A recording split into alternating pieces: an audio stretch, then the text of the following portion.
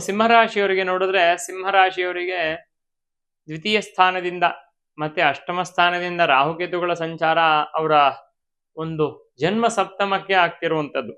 ಹಾಗಾಗಿ ಕುಟುಂಬದಲ್ಲಿ ಸಾಕಷ್ಟು ಆರ್ಥಿಕ ಸ್ಥಿತಿಯಲ್ಲಿ ಲಾಸ್ ಅನ್ನೋ ಥರದ್ದು ಈಗ ಆಲ್ರೆಡಿ ಉಂಟಾಗಿದೆ. ಕೇತು 2ನೇ ಮನೇಲಿ ಇದ್ರೆ ಕುಟುಂಬನ ಹಾಳು ಮಾಡ್ತಾನೆ, ದುಡ್ಡನ್ನ ಇನ್ವೆಸ್ಟ್ಮೆಂಟ್ ಅನ್ನ ಹಾಳು ಮಾಡ್ತಾನೆ. ಈಗ ಅಷ್ಟಮ ಸ್ಥಾನದಲ್ಲಿ ಶನಿ ಇದ್ದಾನೆ.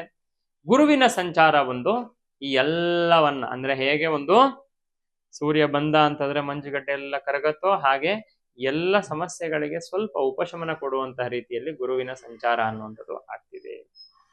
ಹಾಗಾಗಿ ಗುರುವಿನ ಸಂಚಾರ ಅನ್ನುವಂಥದ್ದನ್ನ ನಾವು ನೋಡೋದೇ ಆದ್ರೆ, ಗುರು ಸ್ವಲ್ಪ ಒಂದು ಮಟ್ಟಿಗೆ ಏಕಾದಶದಲ್ಲಿ ಬಂದು ಅನುಗ್ರಹವನ್ನ ಮಾಡ್ತಾನೆ. ಯಾವ ಗ್ರಹಗಳು ಯಾವುದೇ ಅನಿಷ್ಟ ಫಲಗಳನ್ನ ತಂದು ಕೊಟ್ರು ಕೂಡ ಅವರು ಗುರುವಿನ ಮುಂದೆ ಅವರ ಅನಿಷ್ಟ ಫಲಗಳೆಲ್ಲ ಕಡಿಮೆ ಆಗತ್ತೆ. ಗುರುವನ್ನ ಚೆನ್ನಾಗಿ ಹೆಚ್ಚು ಆರಾಧನೆ ಮಾಡಿ, ಗುರು ಬಲ ಬರಲಿ ಅಂತ ಪ್ರಾರ್ಥನೆಯನ್ನ ಮಾಡಿ, ಕುಟುಂಬದಲ್ಲಿ ಗಂಡ ಹೆಂಡತಿಯರ ಮಧ್ಯೆ ಸಣ್ಣ ಪುಟ್ಟ ವೈಮನಸ್ಯಗಳು, ಸಪ್ತಮಾಧಿಪತಿಯಾಗಿರುವಂತಹ ಶನಿ ಅಷ್ಟಮಕ್ಕೆ ಹೋಗಿದ್ದಾನೆ.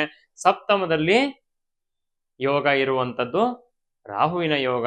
ಪಾಪೇ ಸಪ್ತಮಗೆ ಕಳತ್ರ ಮರಣಂ ರೋಗೋ ಯೋಗ್ಯೋಸ್ಯವ ಅಂತ ಹೇಳೋ ರೀತಿಯಲ್ಲಿ ವೈವಾಹಿಕ ಜೀವನದಲ್ಲಿ ಅನೇಕ ತೊಡಕುಗಳು ಪ್ರಾಪ್ತವಾಗುವಂತಹ ಸಾಧ್ಯತೆಗಳು ಇದೆ.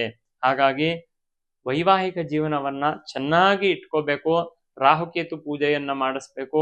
ಬುಧನ ಸಂಚಾರದಿಂದ ಸ್ವಲ್ಪ ಒಳ್ಳೇದಾಗತ್ತೆ. ಕೆಲಸ ಕಾರ್ಯದಲ್ಲಿ ಇರೋ ಈ ಹಿಂದೆ ಇದ್ದಂತಹ ಒಂದಷ್ಟು ಸಮಸ್ಯೆಗಳು ಸ್ವಲ್ಪ ದೂರವಾಗಿ ಎಲ್ಲೋ ಹೊಸ ದಾರಿಗಳು ಓಪನ್ ಆಗುವಂತಹ, ಹೊಸ ಜನಗಳ ಸಹವಾಸದಿಂದ ಸ್ವಲ್ಪ ಮನಸ್ಸಿಗೆ ನೆಮ್ಮದಿ ಸಿಗುವಂತಹ ಒಂದು ಸಾಧ್ಯತೆಗಳು ಅನ್ನುವಂಥದ್ದು ಈ ಸಿಂಹರಾಶಿಯವರಿಗೆ ಸಿಗತ್ತೆ. ಲಗ್ನದಲ್ಲಿ ಕೇತು ಬಂದ ಅಂತಾದ್ರೆ ತಲೆನೋವು ಅಥವಾ ಜಾಯಿಂಟ್ಸ್ ಪೇನ್, ಅಂದ್ರೆ ನಮ್ಮ ದೇಹದಲ್ಲಿ ಒಂದೊಂದು ಗ್ರಹಗಳು ಒಂದೊಂದು ಕಡೆ ಪ್ಲೇಸ್ಡ್ ಅಂತ ಕರಿತೀವಿ. ಮೂಲಾಧಾರದಲ್ಲಿ ರವಿ ಇರ್ತಾನೆ, ಶಿರಸ್ಸಿನಲ್ಲಿ ಶನಿ ಇರ್ತಾನೆ, ರಾಹುಕೇತುಗಳು ಸಂದುಗಳು ಮತ್ತೆ ಗುಳಿಕ ಸಂದುಗಳಲ್ಲಿ ಇತ್ಯಾದಿ ಕಡೆ ಇರ್ತಾರೆ ಅಂತ. ಹಾಗಾಗಿ ಕೇತು ಪಾಪೇಯ ಲಗ್ನಗತೆ ಪರಾಜಯ ಶಿರೋರುಕ್ ಅಂತ ಹೇಳೋ ರೀತಿಯಲ್ಲಿ ತಲೆನೋವು ಉಂಟಾಗುವಂತಹ ಒಂದು ಸಾಧ್ಯತೆ ಕಾಣಸಿಗತ್ತೆ. ಹಾಗಾಗಿ ಸಿಂಹರಾಶಿಯವರಿಗೆ ಒಂದು ರೀತಿ ಮಿಶ್ರ ಫಲ ಅಂತ ಹೇಳಬಹುದು. ಸಿಂಹರಾಶಿಯವರಿಗೆ ಇರುವಂತಹ ಮಿಶ್ರ ಫಲಗಳನ್ನು ನಿವೃತ್ತಿ ಆಗ್ಲಿ ಅಂತ ಹೇಳಿ ಸಿಂಹರಾಶಿಯವರು ಸ್ವಲ್ಪ ರಾಹುಕೇತು ಪೂಜಾದಿಗಳನ್ನ ಮಾಡಬೇಕು. ಕುಟುಂಬದಲ್ಲಿ ಸೌಮನಸ್ಯವನ್ನ ಕಾಪಾಡ್ಕೋಬೇಕು. ಗಂಡ ಹೆಂಡತಿಯರ ಮಧ್ಯ ಇಲ್ಲ ಅಂತಂದ್ರೆ ತುಂಬಾ ದೊಡ್ಡ ಪ್ರಮಾಣದಲ್ಲಿ ತೊಂದರೆ ಆಗುವಂತಹ ಸಾಧ್ಯತೆ ಇದೆ.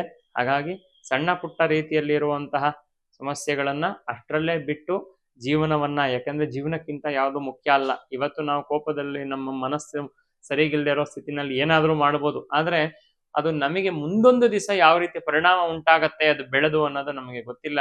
ಹಾಗಾಗಿ ಅದನ್ನ ಮಾಡ್ಕೊಳ್ಳದೆ ಕುಟುಂಬವನ್ನ ಚೆನ್ನಾಗಿ ಕಾಪಾಡ್ಕೊಳ್ಳಿ. ಕುಟುಂಬಕ್ಕಿಂತ ದೊಡ್ಡದಿರಲ್ಲ. ಕುಟುಂಬದಲ್ಲಿ ಬೇಡದೇ ಇರೋ ಮಾತುಗಳು, ಬೇಡದೇ ಇರುವಂತಹ ವಿಚಾರಗಳಿಂದ ಘರ್ಷಣೆಯನ್ನ ತಂದ್ಕೊಬಿಡಿ. ಸಿಂಹರಾಶಿಯವರಿಗೆ ಒಳ್ಳೇದಾಗ್ಲಿ. ನಮಸ್ಕಾರ.